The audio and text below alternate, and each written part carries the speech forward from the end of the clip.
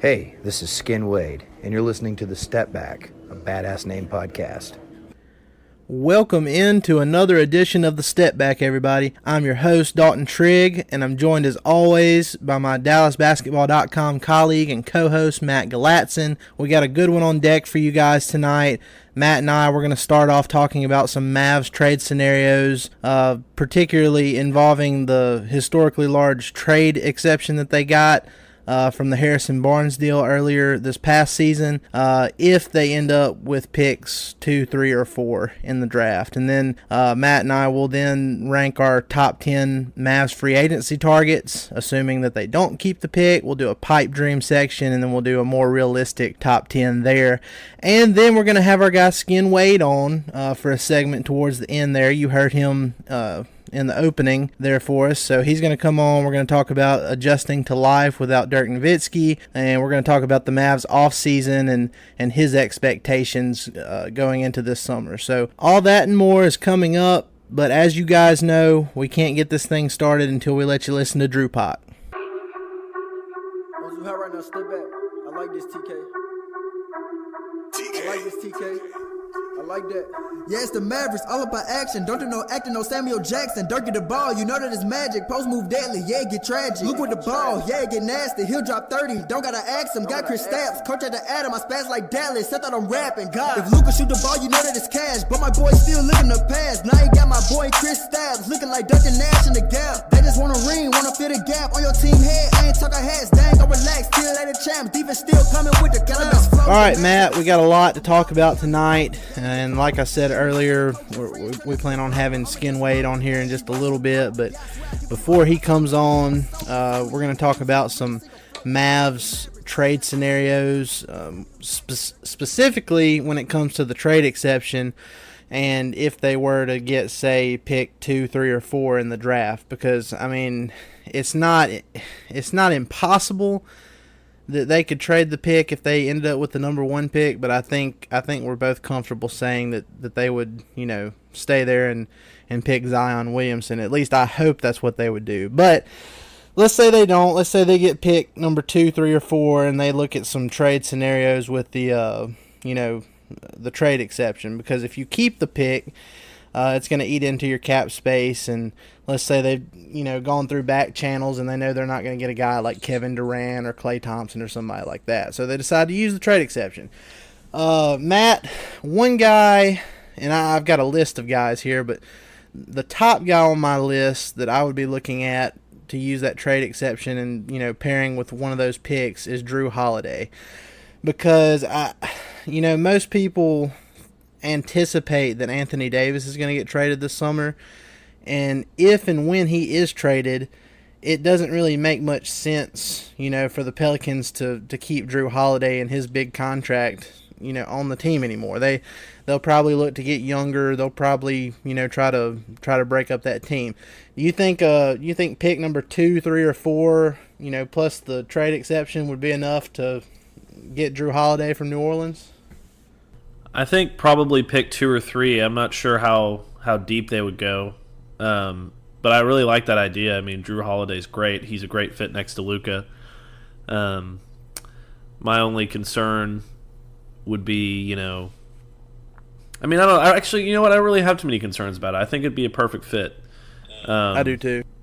It's you wonder if they would want to maybe get something else in the deal besides the trade exception and the pick, just because he's a really valuable guy.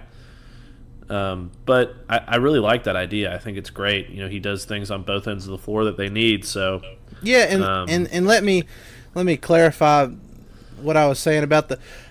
If I'm correct, with what I've looked up with the trade exception stuff, you can't pair other players with it. So like, say the Pelicans wanted, Jalen Brunson as part of the deal too, which, I wouldn't do it if they wanted Brunson too, but say that they did, you can't pair Jalen Brunson with the trade exception. So like, but picks, before you actually select a player, that it's just a pick. You can pair that with a trade exception. So that's the only reason I bring that up. And it might not be enough for the Pelicans to pull the trigger, but a pick that high and Jrue Holiday, he's 28 years old, about to be 29 this summer. So, I mean, you never know. It could happen. But, I mean, he averages 21 points, almost 8 assists, 5 rebounds per game. He's 33% from 3 this year, so not great, but we know he's capable of more than that. And he's just a great defender. But like you said, he's a perfect fit next to Luka. He gives you your 3-and-D wing that we desperately need. And I just think if they are going to use that trade exception, I think you have to start there. Yeah, no, I think that's a great place to start. Another guy that I would really – mine's more – the one I was thinking about is actually a little bit more of a long shot, and people will probably call me crazy, but, you know, that doesn't mean I can't dream, right? I was thinking about – I mean, I know you like to do that, so I was thinking about Myles Turner. Like, just because I know – I'm not sure what Indiana wants to do. They probably want to keep everything together. I'm not saying they don't. But, you know, maybe they can be persuaded with a high draft pick, and because they do need a point guard. And if the Mavericks get number 2 or number 3, there's every possibility in the world that, you know, Ja Morant will be there, and he could be the guy they're looking for. You never know. So if they want to pair, you know, the second pick and the trade exception so they can get Morant and they send Turner over to the Mavericks, then, you know, I think that would be the best. Like, yeah, I can't even imagine. I can't even explain how happy I would be about that. Yeah, and I'm glad you brought up Myles Turner because I have 4 bullet points listed here with, you know, players that I would like to see the Mavs target with the trade exception, as far as, you know, how likely those are. And Jrue was first. I think that's the most likely situation given what's going on with Anthony Davis. And then I'll get to my number 2 here in a second. But number 3, I had Myles Turner listed with Sabonis. So I think it could go either way because, you know, you and I were talking about this a little bit earlier in the day.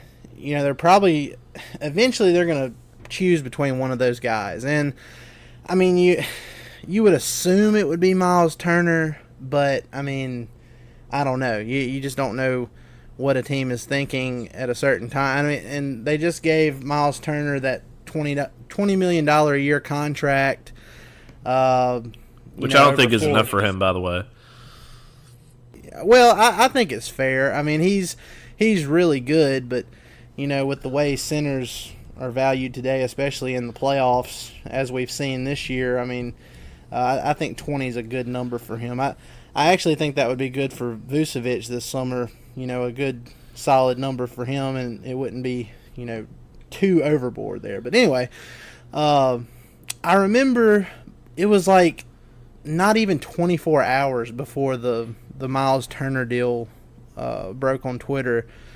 I remember Tim McMahon tweeting out that the Mavs were interested in Turner, and I think they were going to, like, pursue him in restricted free agency.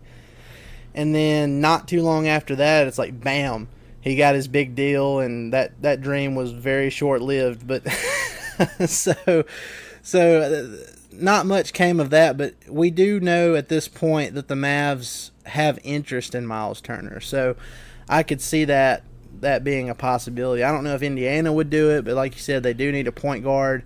And if the Mavs do end up, especially with the number 2 pick, because you know Zion's going to go first, and then Morant will be available at number 2, so I could definitely see that. But hey, what if the Phoenix Suns actually want to trade out of number 1 spot? Can you imagine that? I can't even fathom that right now. I mean, I guess I can, because the Suns are the Suns, and you know they've desperately needed a point guard for years, even though they had Bledsoe and Dragic and they had, who else did they have? Oh, Isaiah Thomas before he messed himself up with his injuries. But so they blew that situation up, and they haven't had a decent point guard since. So I guess I could see it, but it would not be a smart move on their part. That's so much more of like a Knicks or Kings move, though. It feels like, doesn't it sound like that? It does, but I mean, when you're looking at these teams, the Suns, the Knicks, the Kings, and the Kings are closer than the other two, but you know these teams haven't made the playoffs in so many years, and there's a reason for that. You know, Robert Sarver with the Suns, I don't know, man. I don't follow a lot of Suns people on Twitter, but the few that I do, I've seen people calling for Sarver to step down. And the Kings were closer, but then they just fired their coach, so now they're probably going to go, straight back to hell. Like I don't understand what that was about. The whole thing's a mess. Yeah, Suns fired their coach too. It's just, whoo, buddy, it's something. I mean, the Knicks, and there's no telling it. The Knicks traded Porzingis. And they're just banking on Kevin Durant and Kyrie coming this summer. So if that doesn't, they're probably going to be disappointed. If that doesn't pan out, then they're going to be just as disappointed as the other two teams we've discussed. But anyway, I'll let you name, if you have another scenario, you can name another one too. But before we do that, I'm probably going to make you mad with the last one on my list. So I'm going to go back to number 2 that I skipped over, but it's Steven Adams. And, you know, the Thunder, they haven't made it out of the first round of the playoffs since Kevin Durant left.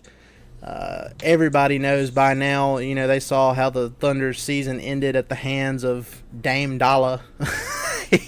With that, dude, we need to talk about that too, but keep going. We may save that for Skin, because I'm sure he has some thoughts on that too, but you know, 40-foot three-pointer at the buzzer, and then waved goodbye to the Thunder bench. So it's another first-round exit for OKC. Russell Westbrook, he just can't get it together. He's a triple-double machine, but it almost feels like it's just mostly empty stats. He can't get over the hump when it matters. And if the Thunder decide to break things up, then that's who I'm looking at is Steven Adams. Because Steven Adams this year, he's averaging 14 points, 10 rebounds, 2 assists per game. He shoots 60% from the field. And let me look at his blocks here. Okay, so he only averages 1 block a game. So he's not a rim protector, but we have Porzingis for that. But he rebounds the ball well. He's a high-energy guy. Sets really hard screens. Just a guy that you want to have on your team. What do you think about the possibility of going after Steven Adams with that trade exception? Well, I mean, so the Thunder have to do something. They can't, so? They can't stay where they are, because they've got Westbrook's contract eating up space. They've got Paul George's contract eating up space. Schroeder's eating up space, and they don't have any draft picks. I was listening to a Ringer podcast earlier. I didn't even remember they had traded their draft picks away for, I think it's 2020 and 2022.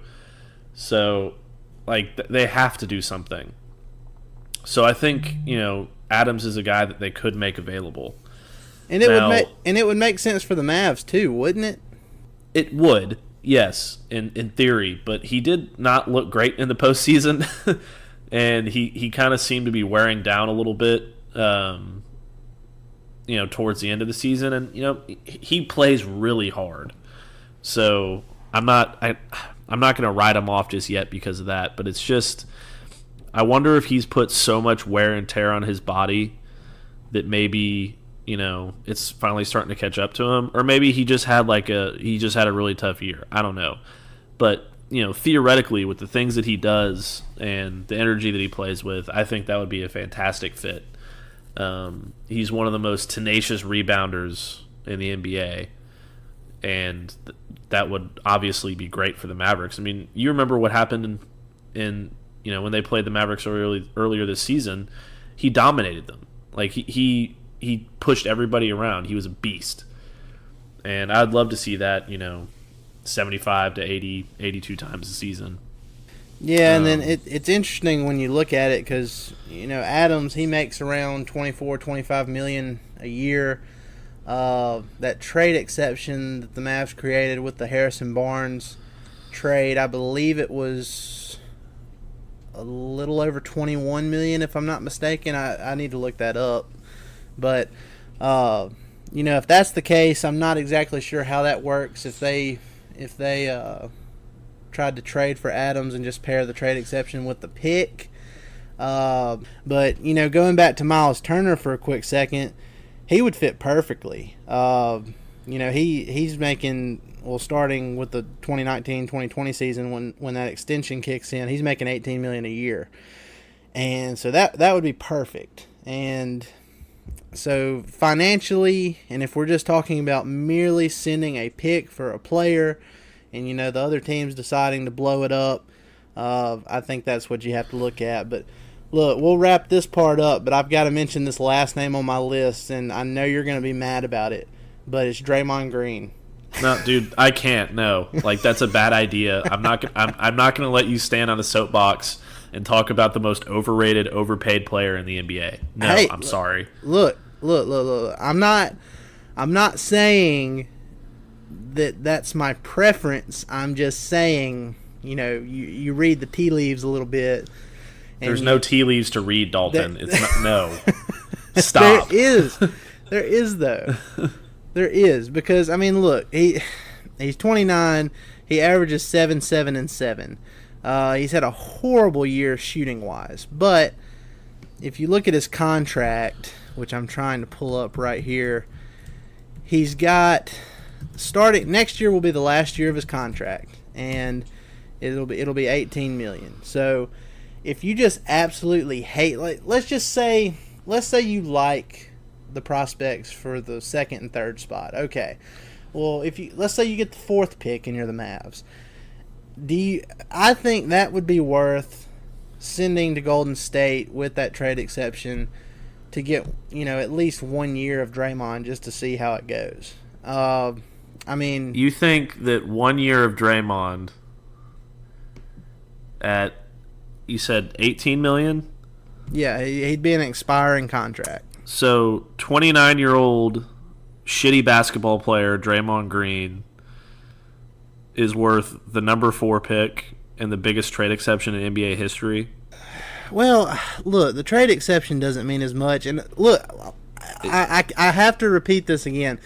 He is not my preference. I'm just saying, if the Mavs don't like, and we know how Donnie has been, he's this master scout, and he's got these master scouts working for him, and he knows when he loves a player. I'm just saying, if, and it's a big if they got that pick and they don't like anybody, if they don't love anybody at that spot, then, I could see them considering it.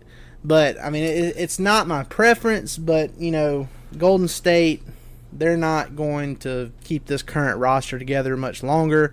I don't think they're still going to win the title this year, but after this year, I think things are going to start falling apart for them, and I think Draymond is one of the odd men out in that situation. But okay, well, I wouldn't trade a second-round pick in DJ Mbanga for Draymond Green. So, well, I think he's not a good basketball player. Look, we know how you can be pretty harsh on players. We be honest. I'm being honest. He's not a good basketball player. He can't shoot. He can't really defend that well anymore. He rebounds at an average rate, and he's pretty good at passing, I guess. But that's about it. That's really the only thing that he's excelled at this year. He's gotten exposed all year long, and he just has this tough guy persona and gets in people's heads. That's not worth a top 5 pick. Yeah. Well, like I said, it's not my preference. I wouldn't do it. No, I know. I get fired up about Draymond. You know what I mean. And you are a little harsh on Kemba, so I had to throw that out there. Well, I would take Kemba 55 times over Draymond. Make note of that, everybody. Matt Galatzan just endorsed Kemba Walker to the Mavs. Okay. Wow, what kind of what kind of political games are you playing here? I don't know. Look, we're not going to talk about that anymore because I knew that was gonna be that was gonna throw a wrench into things. But anyway, moving on, we're gonna quickly go over this, and then we're gonna have our guy Skin Wade come on with us. But top 10 Mavs free agency targets this year. As far as, the first list, we're just gonna do it. There's no filters. It can be anybody. It can be the biggest pipe dream, whatever. Just top 10 free agents. And then after that, we're just going to talk about a couple of guys that are more realistic. But you want me to go first or you? Well, I'll go first because mine's probably going to be a little bit more controversial than yours. I can't imagine that. Well, we all know how I feel about Kemba Walker. But okay, so I'm starting with the pipe dream guys. My top two are Kevin Durant and Kawhi Leonard, and then Klay Thompson, and then Kyrie Irving. So plan K all the way. And good plug. And then Jimmy Butler, Tobias Harris, Vucevic.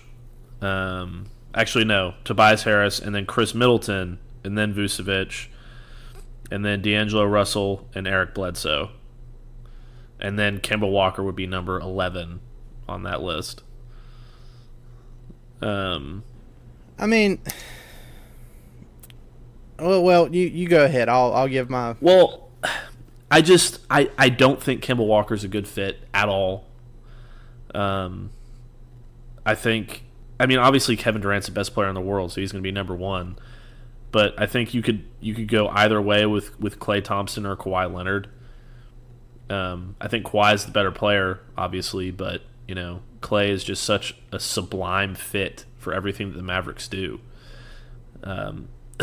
Well, he never dribbles the ball either. So you have to he's 29 years old, but you have to figure he's going to be like Ray Allen. He could play until he's 40, and he's still going to be a dead-eye three-point shooter. So. Well, yeah, and also, did you see his face in that interview where they did that 5-player thing yes. with him and KD and all that? Yes. He looked gone. Well, to be fair, he always looks gone. Okay, well maybe he was stoned. I don't know, but to me it just kind of looked like, why am I here? This is stupid. I'm not even going to be here next year anyway. Yeah, Kevin Durant had that same look.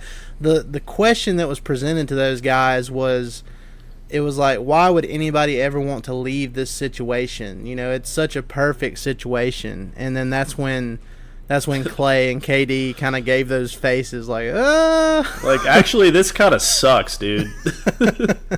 I have to put up with Draymond freaking Green every day.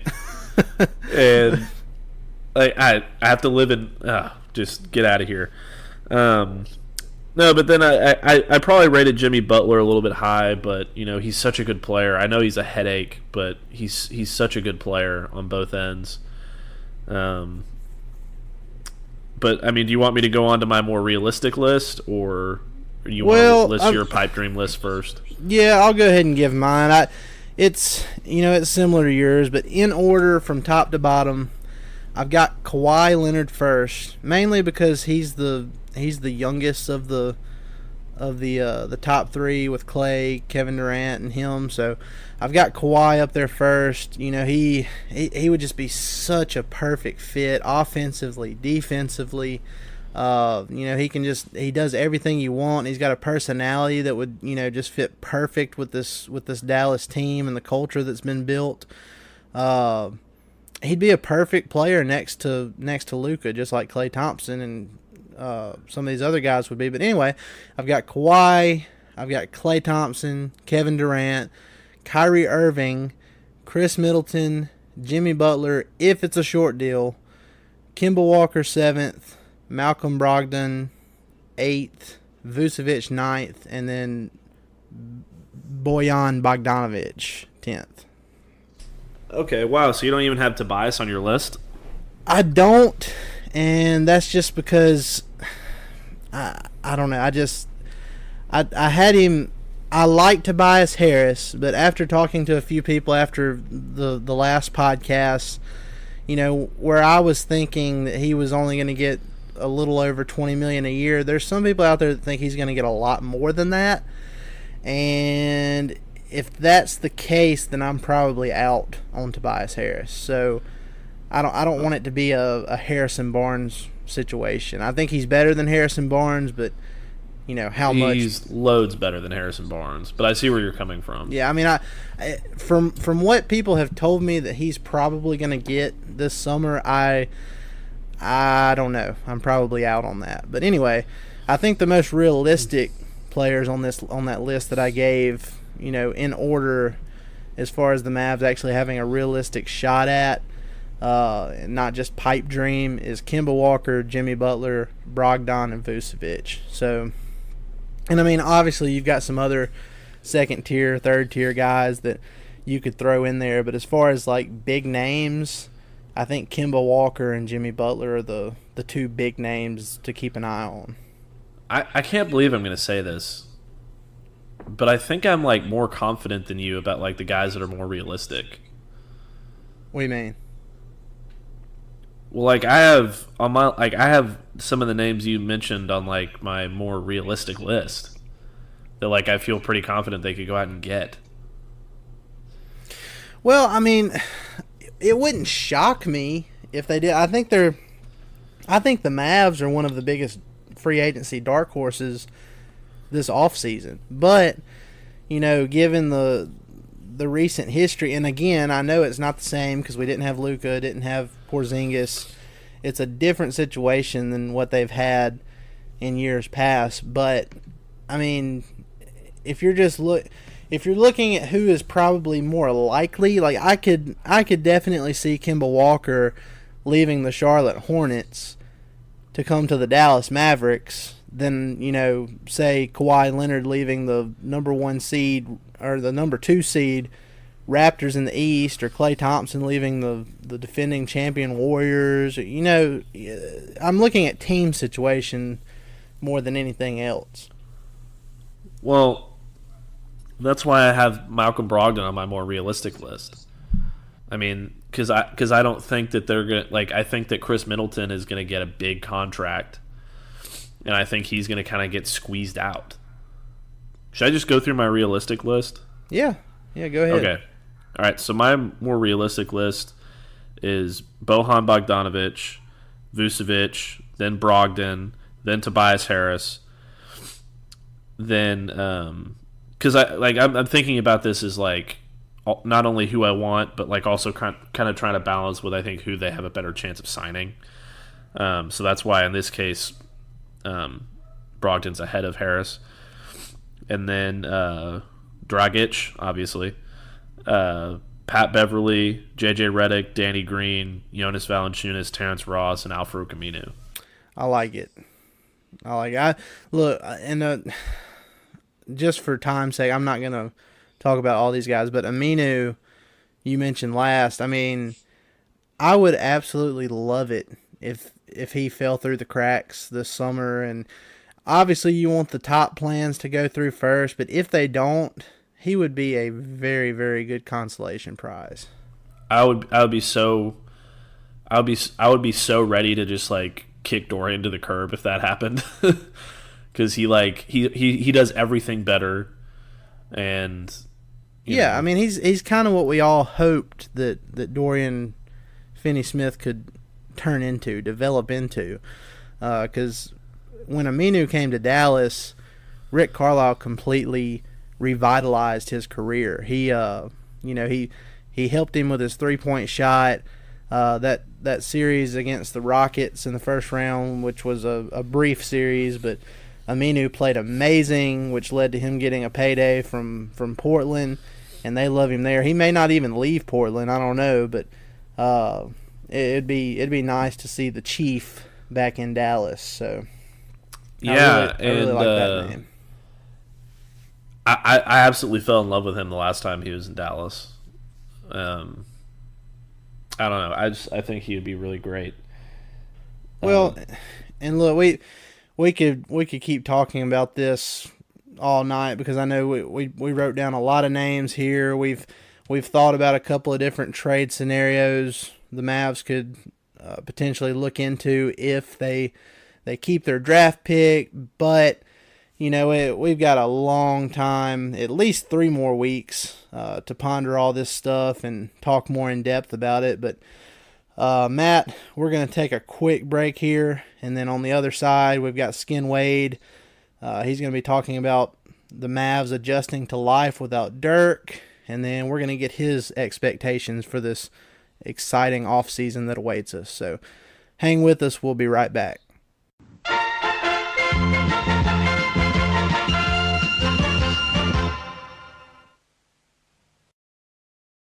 The Step Back is also brought to you by the Rambling Runner Podcast.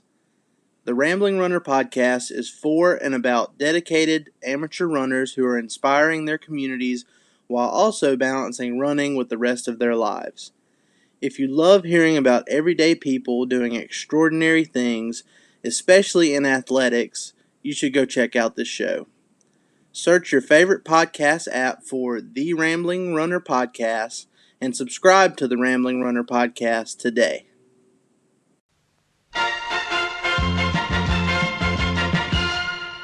All right, guys, we're back, and we've got our guy Skin Wade from the Ben and Skin Show with us tonight. Skin, how you feeling? Feeling really good, man. We got a lot of good playoff basketball going on in the background. And boy, things are looking up in the Mav world as well. I just don't know that I could be in a better basketball mood, gentlemen. Yeah, I mean it's definitely looking up for the Mavs. We've got a fun off season ahead. We're also glad that you're physically able to join us tonight because I saw you were in some messy stuff last night. All that rain. Lord have mercy. So that was, let's see, we were supposed to fly out of New York at 4:30 Dallas time. And by the time I ended up getting to my house in Allen, it was like 1 a.m. I mean, it was. Good Lord. I've sat on the tarmac before taking off because of problems. I've never sat on the tarmac for an hour or 45 minutes or whatever it was after landing 30 feet from the gate because lightning was so bad they were too scared to put the gate up next to the plane.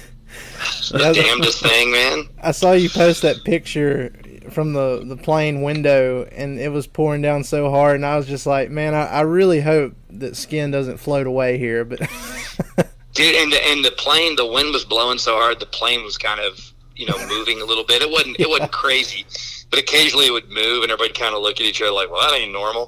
And then when you really start going, man, am I about to die on a plane just sitting on a runway? When they start going, whatever you do not throw your cup away. We have to reuse these plastic cups. I'm thinking, God, this is going to be like a cannibalism situation here any minute. We're running out of resources. It's a disaster.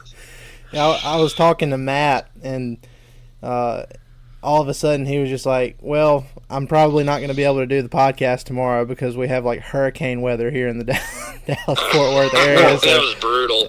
I was about to get in my car and drive home, and then I had to run out to my car, and it was literally like a 10-foot distance between the door of this parking garage and my car. And when I got in my car, it looked like I had just jumped out of a pool. Oh, man. What part of town were you in? I was in Victory Park at the time. Oh, man. Okay, so obviously I spent a lot of time at the airport, but I heard Love Field's parking garage got flooded out. Man, that sucks. It was ridiculous. And then I drove from Victory Park over to where I live in Lakewood. And I could maybe see 5 feet in front of me driving, so I was going like 10 miles an hour, and my car was kind of blowing back and forth. And so I texted Dalton. I was like, I might be underwater tomorrow. Well, that was a great decision to text in the middle of driving in that hurricane condition. I was under a bridge. I was under a bridge. Okay, very good. Yeah. Well, look, like I told Matt, that 2 out of the last 3 pods, it's been like monsoon weather here in Mississippi. So it's about time that Matt got some and I didn't. So, there you go. But anyway, we'll jump right into it here before we get to your Mavs expectations for this offseason, Skin. I just wanted to talk to you a little bit about the Mavs adjusting to life without Dirk, because a lot of people knew it was a possibility that he was going to hang it up after this year, but he never formally announced anything, so there was some hope that he might come back and play with Porzingis and Luka next year. And then that last home game and the ceremony afterwards, he dropped the bomb on everybody, and now he's gone. There's no more Dirk. I mean, he's going to be around the team, but he's not going to be on the court anymore. How do you see this team adjusting in the immediate afterlife of the Dirk era? Well, I think, they're in good hands from the standpoint of, Luka is ready to be the guy from not just an on the floor thing, but just the way he believes about himself. Like, I think there's a lot of young players that, would panic in this situation or not realize they're not ready for it. And then the moment happens and then they would realize, and I just don't think Luka's that guy. But one thing that, I do feel like is that Dirk is once in a lifetime. Like, no matter how good Luka is or is going to be or whatever that is, his personality is way different than Dirk's. And, I think it's going to be great, and I think it's going to work out well for a long time, but you just can't sell short what it's like having a person as good as a person as Dirk is and having everything funneled through that. There's very few franchises in any sport that get that opportunity. So you can have your best player be incredible, and he can be a great dude and all those sorts of things, but Dirk is extra special as a person. So that will have an impact, and that will be different. I'm not saying it's going to be worse necessarily, but the great, and I do mean great, Randy Galloway, who's one of the most revered sports media figures of all time here in the Dallas-Fort Worth. Legendary guy, legendary writer, legendary broadcaster. But he had a phrase that he would throw around, and I used to laugh when I heard it. But, man, I thought about it a lot this year.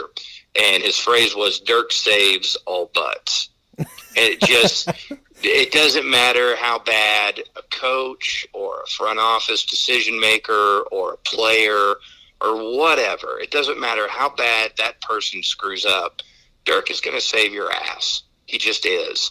And not just by being great on the court either. Another way that I was thinking about it this year is the, sort of messy stuff that happened in the Mavericks business office. And it was a big Sports Illustrated article and all that. And I think, for other teams, it becomes even worse, but because fans don't relate to what's happening in the business office. You know what I'm saying? It's like nobody, I don't want to say people don't care about it, but they don't cheer for it. And so while that was the representation of the team, you still had Dirk to kind of clean the mess up. And that just made me think of that Galloway phrase, because it's so true. It's like having a guy that transcendent just really saves everybody's asses. And he did it for 20 years, and now he's gone. So Luka might be incredible, and Luka might end up being a really good dude. And, you're not going to know that when the guy's 20 or whatever. All those things may be true, but the real truth is that Dirk isn't here anymore. So the fact that you had this guy that saved your ass for 2 decades is gone. You can't really quantify that until you find yourself in certain situations. Right. And I mean, like you said, he can't save everybody now. So I feel like the front office, and I'm not saying that, Donnie Nelson or Rick Carlisle, I'm not saying that they're all of a sudden going to be on a hot seat or anything, because all those guys are extremely close, and I think they can stay in Dallas as long as they want to stay in Dallas. But everything that they do now is going to be magnified a little bit more, now that it's the new era with the younger players. And hopefully we've seen the last of all the big amount of losses in each season. I think they're really going to turn a corner next year with the roster they'll have. But, Matt, what are your thoughts on the Mavs adjusting to life without Dirk? Well, I mean, obviously it's going to be really difficult, but from what I understand, and what Cuban said after his final home game and the retirement thing, is he's going to be around I mean, that's the way I took it, is he's always going to be around. So even if he's not, there from the day-to-day stuff and, doing all the things that he used to do, he's still going to be around for these guys to talk to and go to if they need advice. And, I'm speaking specifically of KP and Luka and Brunson, but he's always going to continue to have a positive impact on the franchise, and I think that's going to be big. A lot of NBA stars that retire don't really hang around as much, but he's very vocal about the fact that Dallas is his home and the Mavericks are his family. So I think that's really important to remember. I mean, obviously it's going to be tough not having him at practice every day or in the weight room or whatever, but I think that they're still going to be able to count on him, and is really going to help Luka and KP continue to grow as professionals. Yeah, and I mean the way I look at it with Dirk, you hear a lot of people say that they think that their team is family, and I mean it really is that way with Dirk, because I mean he played 21 years, he's 40 years old, so he's been a Dallas Maverick more in his life than he hasn't been. So I mean that really is part of his family, and I do think that he's going to stick around and help the young guys continue to grow. So moving on to our next subject, skin, and then we're gonna take a little lighter note and talk about some good whiskey that you know about. But thank you. but just looking forward into this off season, and Matt and I we discussed it in the first half of this pod before we had you on. We listed some players we're keeping our eyes on, and if they get picked 2, 3, or 4 in the lottery and they decide that they don't like who's available there and they want to try and make a trade of some kind, just what are you keeping an eye on heading into this off season? What are your expectations for the Mavs, because they have a lot of options? Yeah, they do have a lot of options, and I think you can start having some extraordinary dreams if they do get the number 1 pick. That's where you start going, whoa, wow, what really could be next? Like, could we really talk a sharpshooter from a West Coast team and to come in, or a former MVP? Are those things possible with your cap space if you end up getting that number 1 pick? Because then you become so very desirable as a location, which I think they already are. But I think having expectations that an A-lister is going to come to your team, I think that's probably, shooting for the moon and probably unrealistic. Unless that number 1 pick happens, then maybe you can start thinking about these things. And a lot of these things don't, let's not forget, are engineered by agents. I mean, it's always going to be what the player wants, and a lot of times his family and friends around him and those sorts of things. But your situation changes so dramatically if you get that lucky. If you don't get that lucky and you don't get the number 1 pick, then I think the Mavericks probably look to see what they can do to trade that pick or convey the pick, or to Atlanta. There would be a lot of machinations involved in that. But what I think a lot of people lose sight of is, and this comes down to draft evaluations, right? We can go to all the draft websites and see what they think and watch stuff ourselves and see what we think, but you don't know what the Mavericks front office and scouts think. But I do believe this based on their history and their actions. If they judge or deem this draft the way most analysts do, to where this is a 2-player draft, or depending on how you feel about R.J. Barrett, a 3-player draft. I mean, sometimes I watch R.J. Barrett play and I go, well, that looks like Evan Turner to me. But hell, I mean, I thought Evan Turner was going to be an incredible player coming out of Ohio State. So what the hell do I know? But the point being is that Zion's can't miss.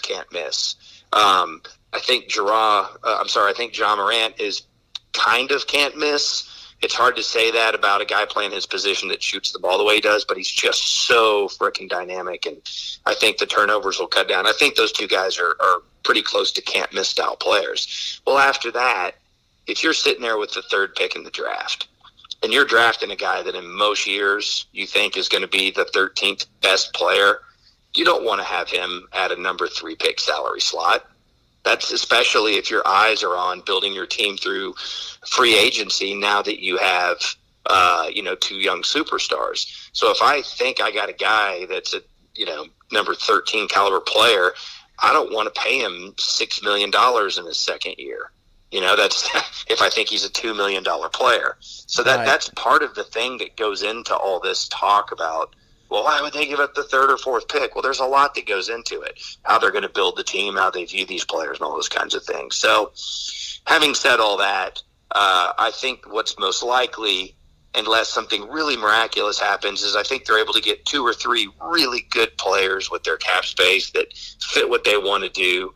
And I really, quite frankly, think that if they stay healthy, they make the jump to a 45 to 47 win team next year, because they already have 2 elite players under the age of 25. Well, I kind of agree with Skin. I mean, I can't really put it any better than that. I've obviously got my 2 or 3 good players in mind that I would really like to see, but it's the one thing I don't necessarily agree that it's even a 3-player draft, but I'm a little higher on a couple of the other guys than I think most people are, which might explain that. But it in the end, if you don't get the can't miss guys like Zion and Ja Morant, for me it's worth going out and trying to make a trade if you get pick 3 or 4 and adding the trade exception to it, because any guy that you get, especially with the timeline that they seem to be on, any guy that you get with a trade in that scenario is going to be able to help you immediately. So yeah, and I mean, I'd love to get Skin's thoughts on this too, but earlier before we had you on, Skin, we were talking about some different trade scenarios. Like say that a player becomes available on draft night before, and say the Mavs do keep their pick and it's in that 2, 3, 4 range. You could theoretically pair that trade exception with a pick. You can't pair it with another player, but you could pair it with a pick to bring in another player. And the top guy on my list was Jrue Holiday. I don't know how you feel about that, but it doesn't have to be that exact player, but it's a possibility, because they have I believe it's $21 million trade exception just sitting there if they want to use it, if an opportunity presents itself. Okay, so I love that idea, and I think it's a great idea.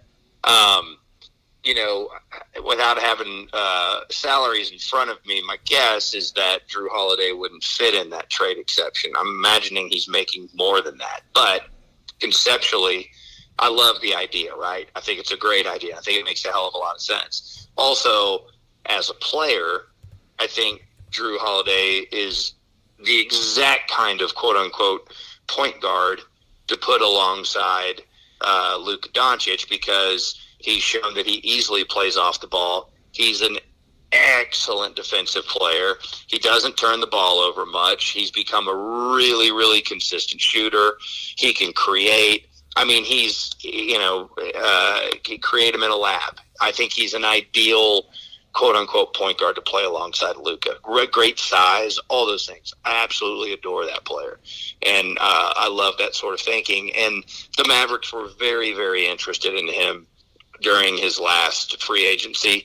I think you guys probably remember the talk about that. There was rumors about it. Those were accurate. Those were true. The Mavericks really, really coveted that player. So, that sort of thing makes a heck of a lot of sense. And I remember, you can't the players got to fit into the trade exception, when you acquire them, right? So if you have 21, you can't be making 23 or whatever. But that sort of thinking is a great line of thinking. And you can make that trade, obviously, up until, you can make that trade on draft day or the days once the season ends leading up to the trade. So leading up to the draft. I didn't mean to say trade deadline, but draft day.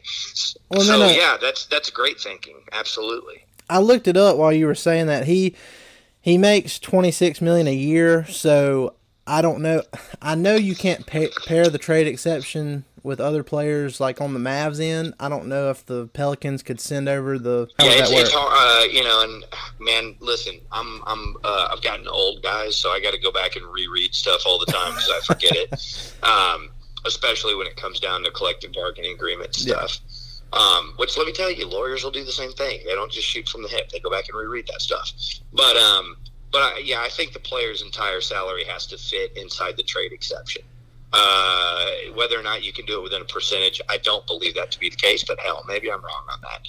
But theoretically, what you guys are talking about, trading the pick, for a player that's making, $20 million a year that fits, that's the sort of thing you can do. And that's the sort of thing that does make a lot of sense. Yeah, and we won't talk about this. This will be the last, Mavericks-related thing we say here, and then we'll move on. But one guy that would fit within that trade exception, and if they could make something work, is Myles Turner from Indiana. I know they just gave him an extension. He's making $18 million a year starting next year, but they've got Sabonis too, and if something were to happen there, Tim McMahon mentioned earlier this year that the Mavs were interested in him. So that's another name I think I would keep an eye on if they were going to look into using that trade exception. The Mavs were very interested in him, and I know that a lot of the guys liked playing with him in the summer, especially those games. I think you guys remember when Dennis and Dodo and Luka were winning a bunch of games together back in September and August when they were running at the Mavs facility. The guys who live in town, there's a lot of NBA players that live in town. Former players, current players. Myles Turner's one of them. Anthony Tolliver's one of them. Monta Ellis is still around. Jed is still around. There's a lot of dudes that were NBA players that were playing in those pickup games. And so my understanding was that they were all vibing with Myles Turner quite a bit. So I thought that, one of my hopes was that, the Pacers looked at it and they would go, okay, we love Sabonis and we love Myles Turner. We're not sure if they can occupy the court together at the same time. I think the jury's still out on that. They're both obviously excellent young players, but Myles Turner signed what I would consider a team-friendly extension before the season even began. So that kind of took that off the table. Now, to your point, that doesn't mean that Indiana can't turn around and make a trade if they desire to move that player. And, again, you're on the right line of thinking, in my opinion, in terms of ways that you could maximize what you get there. The question is, okay, well, wait a minute. If Indiana thinks that Turner and Sabonis can't play together, then why would we think Turner and KP could play together? I guess there's some debate on that, right? But, he's a really good young player, and I'm a huge fan of his. He's also a high character guy, which the Mavericks covet. So, man, all those boxes, I would check those off. Well, Skin, we really appreciate you coming on and talking with us tonight. Before we let you go here, though, Matt, he's been telling me about this Balcones, is that how you say it, whiskey, and I'm in Mississippi, so I don't have that here. He's supposed to be hooking me up with that, but Come on, Matt. Enlighten me. I've been telling him all week that I'm going to send him a bottle, and I keep forgetting, but I will do it tomorrow, I promise. What? Okay, so let me jump in here, Matt. What have you been drinking? Okay, so for the listeners that are unaware, Balcones is a distillery down in Waco. Okay, and the master distiller there is a guy named Jared Hempstead. And he's a great dude. I really, really dig his approach, not only to whiskey, but the way he views the world. I'm a huge, huge music fan. And I'm not just saying generically, hey, I like old music. Like, if I like something, I learn about it. I can tell you what the producer's done. Like, I really get into this stuff. And Jared's the same way. Like, he's a huge, huge fan of all different kinds of music. And in fact, a lot of times if you go to the distillery, they'll be playing some late 80s or early 90s rap because he's into that, or they'll be playing The Clash or whatever. But he treats it like it's a science. And so he's not going to do something that is just a fad within that world or go with the trends. He's going to go what he feels strongly with and what he's passionate about. And so if you ever get a chance to go to the distillery down there in Waco, it's in a cool little part of Waco. It's across the street. I forget the name of it. There's a great restaurant right across the street, but the distillery is really cool. It's a great place to visit. They do a lot of different, they don't just make whiskey. They do a lot of different expressions, which is why I'm curious, Matt, what you have already had and what you like. So I mean, I'm a big whiskey guy to begin with. I like bourbon a lot. You know, I like pretty much everything. But I've been drinking the Baby Blue. I'm on my second bottle in Dallas. But I also, my parents live down in Austin, so when I go down to Austin, my dad always asks what I want to drink. And last time it was around Christmas, he picked me up a bottle of Baby Blue. So that's pretty much what I've been on. But I've also had the single malt recently. A friend of mine had it, and I tried it, and that was really good too. And I've also had the rye 100 proof, which was a little bit stronger, but still just as delicious. But I haven't had one. Yeah, I haven't had one that I haven't liked yet. Okay, I've got one for you. So I'll just go ahead and admit this. So I'm kind of a snob about certain things. It's not a good character trait, but it's true. And so I had kind of been snobby about some of the Texas whiskeys because a lot of them, it's not really distilled the way they say it is, and it's just a bunch of BS. And a lot of it's not that good too. So like when I first started getting into this, I kind of started learning about a lot of the Kentucky bourbon, some of the small batch stuff, and I had my favorites. And so when we were approached, the Ben and Skin show, to endorse the product, I was a little apprehensive because, this is not a good thing. This is a flaw. But I had kind of passed judgment going, oh, okay, a Texas whiskey, got it. It's probably going to suck. And then I had it. And I was like, whoa, this is like really good. Like Ben and I went, we did a tasting, and they were explaining what they do. And I was like, oh my God, yes, I totally want to endorse this. And I kind of felt bad about having a snobbish attitude about it. And so I've learned a lot about it. But I also like a lot of bourbons. And one of the things that Balcones just started doing is the Texas pot still bourbon. And it's excellent. And my, friends, like I got friends, like, for example, there's some people on the Mavs staff that are, went to University of Kentucky, and they're from that region. So they're knowledgeable whiskey people. And they like good bourbon. And so that, like, I recommend this to them, like, without reservation, not because I'm on the radio saying, hey, buy this. It's like, as a friend, I'm telling you, you need to get this. This is like great stuff, dude. And so the ones that I would recommend, if you have a friend that's like a Scotch drinker, get them the Texas single malt. That's excellent. If you have the Baby Blue is the one that they kind of say is their most approachable, right? Like the one that, if people aren't crazy knowledgeable about whiskey and they like it, but they're not sure what their, different taste buds are within that world, it's a great entry point. It's very drinkable, very approachable. People love the Baby Blue. Right now they're big on the Texas pot still bourbon. I like that a lot. That's excellent. They have like a sort of, I guess you would consider it their rum called a rumble. That's cool that you had the rye, the 100 proof. That's fire breathing stuff right there. Yeah, that was intense. I think like the first the entry point for me would be, depending on what the person likes. If they're bourbon drinkers, if they like the Kentucky small batch stuff, get them either the Texas pot still bourbon, or I like the True Blue a lot. I think that's really, really good. If they tend to be Scotch drinkers, get them the Texas single malt. And then if they go, man, I like whiskey, I don't know, you're like talking too much about this, can I have some whiskey? Get them the Baby Blue. It's a great place to start. Those are, I think, the three best kind of entry points to what they do. Man, that Texas single malt a couple years ago won a blind taste test in Scotland. Wow. Think about that. Yeah, right? And they're like, Waco, what is that? What are you talking about? Did you say David Koresh? I don't even know what you're talking about right now. Baylor, what's your deal, man? So yeah, it's very, very impressive, and Ben and I are super stoked to be associated with it because it's a great product, man. Yeah, well, I'm gonna trust Matt because, like I said, given my geographical situation here, I'm not really able to get my hands on it myself unless I'm just out there. I will be out there this summer.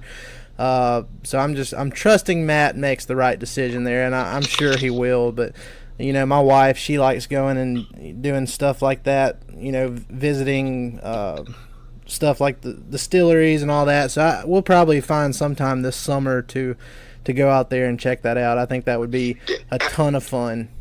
How long are you here for? Well, I'm actually coming out for Dirk's celebrity baseball game, so that's a great event. I'm going to try to at least – it's probably going to be about 4 or 5 days I'm out there. Okay, is your wife a fan, or maybe you're a fan, of the show Fixer Upper? Yes, she is a big fan. Okay, let me make a recommendation. Because I took my daughter to Waco one time. We did a daddy-daughter day trip, but we did it on a Saturday.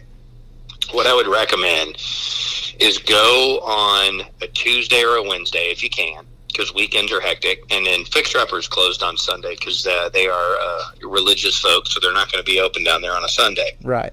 But go on if you can go on a weekday, so that it's, because that Fixer Upper place is a madhouse. Like, it's insane, dude.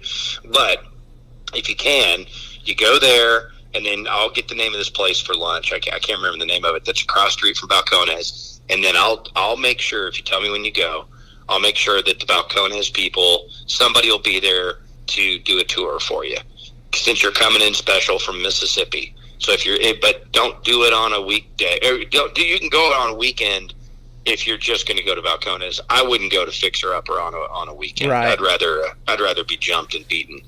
But but yes, let me know if you are going to go, and I'll make sure someone at Balcones shows you around and get you educated, because it's an awesome place. Yeah, I'll definitely do that. I'll text you when we're heading out that way, when we get everything nailed down. But yeah, that sounds like it would be a great experience to have while we're out there, so I'm definitely going to look into that. But Skin, again, I mean, we really appreciate you coming on with us. It's always nice to have you on and get your perspective on things, and hopefully we can do it again sometime in the future. Absolutely, boys. Just hit me up. Y'all take care. All right. You have a good one, man. Thanks again. All right, guys, that's going to do it for another episode of the Step Back Mavs podcast. We really appreciate you guys coming in and listening to us every week. Your support is greatly appreciated. We plan on bringing you guys the best Mavs content available this offseason and going into next season as well. Matt, you have anything to add? Normally this is where I would kind of plug DallasBasketball.com, which is a great place for all your Mavericks news. And Fish does a great job, and Dalton and I do our best to keep up with him. But in this space right now, I'd just like to give a shout-out to my boy Dame Lillard for hitting the best game-winning playoff shot I think I've ever seen in my life. I mean, at least best buzzer-beating game-winning shot I've ever seen in my entire life. A 40-foot step back on one of the best defensive players in the NBA to win a series and knock Russell Westbrook out at the same time and score 50 points. I mean, it was just incredible. Like, literally since Russell Westbrook said, whatever he said to Damian Lillard, like, I'm busting your ass for years, Dame, for years. He has just torn him. Damian has just torn him up. And last night was the culmination of that, and it was delicious, Dalton. It was so delicious. I mean, I agree with you. I can't help but root for this Portland team, not just because Terry Stotts is the head coach, and he was an assistant on that 2011 Mavs team that won a title, but it's just there's so many similarities with this Portland team this year and the Mavs team from 2011. They have one All-Star in Lillard. The Mavs had one All-Star in Dirk. Everybody counted them out in the first round, including myself. I picked OKC. I'm gladly eating crow on that one, though, because I wanted Portland to win. It's just they kind of have that same vibe to them, and I really would love to see them make it to the NBA Finals and win a title. I'm not sure how likely that is, but I think that was a great ending plug by you, because he definitely deserves a shout out. We are a Mavs podcast, but we are joining in solidarity with Portland fans for the rest of this postseason. Yeah, no, people were calling the Mavs the one and done boys that year, and I think people were saying a lot of the same stuff about Portland given what happened last year. But also another similarity is they lost Yusuf Nurkic, just like the Mavs. People forget the Mavericks had Caron Butler, Yeah. And he was lost that season due to injury, so that's kind of similar too. I mean, I don't know. I'd love to see them make it, but we won't banter on about it. But yeah. Well, I mean, like I said, that was amazing. This postseason has been kind of boring, but that really opened up people's eyes, and I think the second round is going to be amazing. But again, guys, we thank you for coming in and listening to us. We got a lot of good stuff coming next week and the week after that, right before the NBA draft lottery, when Mark Cuban will join us. So stick with us going further into this offseason. We'll see you next week. Gotta keep rolling your boat. Yeah, I swear I give them hope. I say I'm cleaner than the soap. This time of year proves who will really sink or float. For yeah, it's the Mavericks, all about action. Don't do no acting, no Samuel Jackson. Dirk at the ball, you know that it's magic. Post move deadly, yeah, get tragic. Yeah, it's the Mavericks, all about action. Don't do no acting, no Samuel Jackson. Dirk at the ball, you know that it's magic. Post move deadly, yeah, get tragic. You know, in this game, it's a lot of grit. You know what I'm saying? Proves who has integrity. Late nights, early mornings, but we all want the trophy at the end of the day. And that's the beauty of this game, because at the end of the day, only the real gonna float, man, for real. You either sink or you float. Only the real gonna float.